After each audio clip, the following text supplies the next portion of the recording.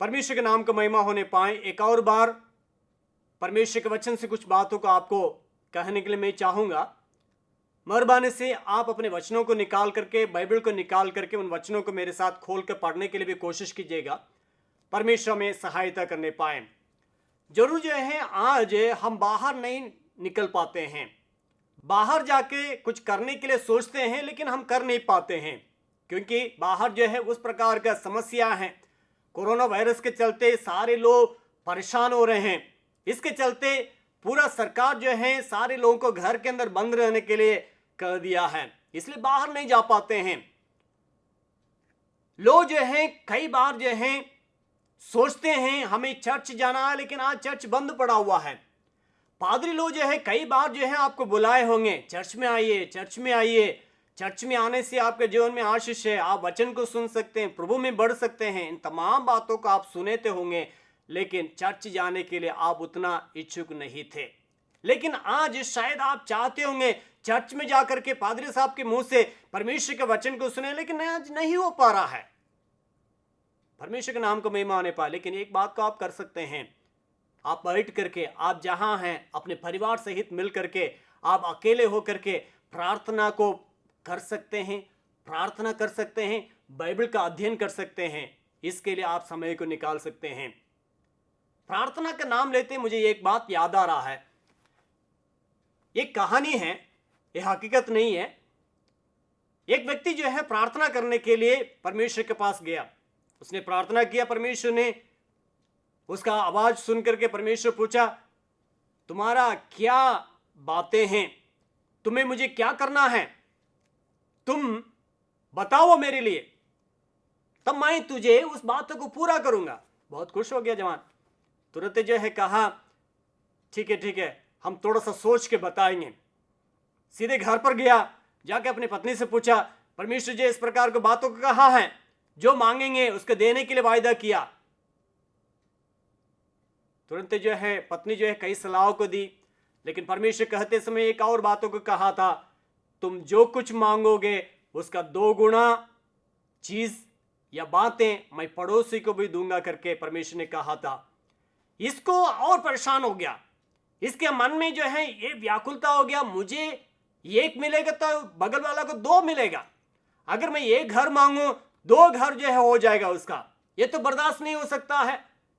एक गाड़ी मांगो तो 2 गाड़ी हो जाएगा, जो भी चीज मैं मांगू उसका 2 गुना हो जाएगा, तो मुझसे बर्दाश्त नहीं होगा। इसलिए इसने सोचा, सोचते रहा, रात भर सोया नहीं, बैठ करके सोचने लगा। पत्नी से सलाह लिया, पत्नी से कुछ नहीं मिला, रात भर सोचा। अचानक इसका मन में एक बातें याद आया, ठीक है मैं जा करके परमेश्वर से ऐसा प्रार्थना करूंगा। दूसरा दिन सुबह हुआ, उठ करके प्रार्थना करने के लिए बैठा। उसने ये प्रार्थना किया, मेरा एक आंख फूट जाए, एक आंख यह खत्म हो जाए। आप समझ रहे होंगे उसका प्रार्थना का मतलब क्या है। अगर इसका एक आंख चल जाएगा, पड़ोसी का कितना आंख चल जाएगा, दोनों आंख चल जाएगा। ये विचार कई लोगों के अंदर है। ये दुनिया वालों की कहानी है, लेकिन आप और हम मसीह यीशु के ऊपर विश्वास करने वाले हैं। आप और हम जो है मसीह यीशु का गुण को लेकर के चलने वाले हैं, मसीह यीशु का गुण को लेकर के चलने वाले हैं। मेरे प्यारों, हमारे अंदर किस प्रकार का प्रार्थना रहता है, उस यीशु मसीह चाहने लायक हमारा प्रार्थना रहता है। क्या हम अपने लिए करते हैं, अपने परिवार के लिए, अपने बच्चों के लिए, खुद के लिए, खुद की जरूरतों को पूरा करने के लिए? क्या हमारा प्रार्थना स्वार्थ से भरा हुआ है? परमेश्वर के नाम को महिमा न पाए। यीशु मसीह के चेले यीशु मसीह से जाकर के पूछने लगे, हे प्रभु हमें प्रार्थना करने के लिए सिखा। लूका रचित सुसमाचार उसका 11 अध्याय 1 पद में हम देख सकते हैं। तब यीशु मसीह ने उन लोगों को प्रार्थना करने के बातों को सिखाया। उसमें से मैं आपको उन बातों को पढ़ करके सुनाने के लिए मैं चाहूंगा। ध्यानपूर्वक मेरे साथ उस वचनों को निकाल लीजिएगा। मत्ती रचित सुसमाचार निकाल लीजिएगा, 6वें अध्याय उसका 9वां पद से लेकर उसका 13वें वचन तक उसमें बातें लिखी गई है। यीशु मसीह किस प्रकार प्रार्थना करना करके यीशु मसीह उन लोगों को सिखाया था। उसमें पहले बातें ये लिखा है कि 9वां वचन में ये लिखा है, अतः तुम इसी रीति से प्रार्थना किया करो, हे मेरे पिता तू जो स्वर्ग में है तेरा नाम पवित्र माना जाए। कई लोग जो है इस वचनों को याद करके प्रार्थना करके रोज जो है रटते रहते हैं, लेकिन उससे कोई फायदा नहीं है। लेकिन उसमें जो बातें लिखी गई उन बातों को हमें जांचने की जरूरत है।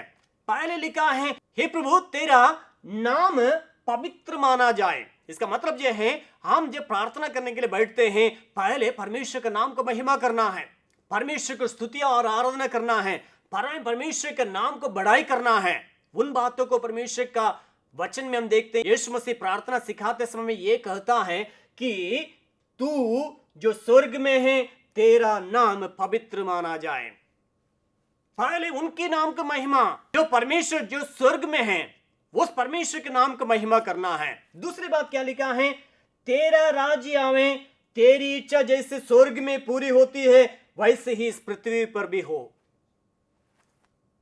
पृथ्वी पर स्वर्ग में जो बातें परमेश्वर की इच्छा पूरा होता है, अगर इस धरती पर भी पूरा होना है तो क्या करना है, आपको और हमें काम करना है। आप और हम जो है उस यीशु मसीह का शुभ संदेश को लोगों तक पहुंचाने का जिम्मेवारी हमारे अंदर पा जाता है। जरूर जो है हम आज बाहर नहीं निकल पाते हैं। जब निकलने का मौका मिलेगा इन बातों को याद रखिएगा। परमेश्वर का राज अगर इस धरती पर होना है, परमेश्वर की इच्छा जैसे स्वर्ग में होता है उसी प्रकार इस धरती पर भी होना है। आपको उठ करके कार्य करना है, परमेश्वर का राज्य को फैलाने का, यीशु मसीह का सुसमाचार को सुनाने का कार्य को हमें करना है। तब परमेश्वर का जो स्वर्ग में बातें पूरी होती है उनकी इच्छा, उसी प्रकार इस धरती पर भी परमेश्वर का इच्छा पूरा होते हुए हम देख सकते हैं। परमेश्वर के नाम को महिमा होने पाए। क्या हमारे अंदर इस बातें पाया जाता है? हमारा प्रार्थना किस प्रकार रहता है? नीचे की बातों को यीशु मसीह कहते समय कहता है, उसके बाद लिखा है, हमारी दिन भर की रोटी आज हमें दे। एक ही वचन में आप देख सकते हैं अपने लिए मांगने की बातें, अपने खुद को जो है सरियाने का, ठीक रखने का, अपने शरीर को तंदुरुस्त रखने के लिए एक ही वचन में नीचे लिखा है, आज हमें जो रोटी का जरूरत है उसको दीजिए करके एक ही लाइन में यीशु मसीह ने उस प्रार्थना को सिखाया। लेकिन हमारा प्रार्थना किस प्रकार रहता है? अपने, मेरा मेरा मेरा मेरा। लेकिन परमेश्वर नहीं चाहता है। परमेश्वर के नाम को महिमा होना है। उसके बाद स्वर्ग में जो उनका इच्छा जिस प्रकार पूरा होता है उसी प्रकार पृथ्वी में पूरा होने के लिए आपको और हमें काम करना है। और नीचे के बातों को देखते हैं, जिस प्रकार हमने अपने अपराधियों का क्षमा किया है वैसे ही तू भी हमारे अपराधों को क्षमा कर। वहां यह नहीं लिखा है प्रभु हमारे अपराध को क्षमा कर, उसके बाद मैं जाकर के औरों का अपराध को क्षमा करूंगा। नहीं, वहां लिखा, साफ लिखा, पहले मैं जो किया हूं उसी बातों को परमेश्वर करेगा। यहां इसलिए यहां लिखा है कि हे प्रभु जिस प्रकार मैं अपने अपराधियों का क्षमा किया वैसे मेरे अपराध को क्षमा कर। मेरे प्यारों, हमारा प्रार्थना किस प्रकार रहता है? हम परमेश्वर के सन्मुख में जाने के पहले अपने पापों को, अपने अधर्म को क्षमा मांगना भी है। हम जिस किसी को क्षमा करना है उन बातों को क्षमा करने का भी जरूरत है। वो परमेश्वर चाहता है। उसके बाद हमारा प्रार्थना परमेश्वर सुनेगा, क्योंकि पापियों का प्रार्थना परमेश्वर नहीं सुनता है। जरूर जो हम धार्मिक गिने गए हैं, परमेश्वर के संतान हैं, फिर भी हमारे अंदर पाप की बातें अगर सामने रहेगा, हम और किसी के साथ विरोध के साथ रह करके हम परमेश्वर के सन्मुख में जाकर के प्रार्थना करेंगे, परमेश्वर शायद हमारा प्रार्थना को नहीं सुन सकता है। इसलिए हम जिस किसी से सीधा होना है, ठीक होना है, मेल मिलाप होना है, हमें होने के बाद प्रभु के सन्मुख में जाना है हम प्रार्थना करने के लिए। उसके बाद नीचे की बातों को देखते हैं, हमें परीक्षा में ना डाल, हमारे जीवन में परीक्षा आने न दीजिए।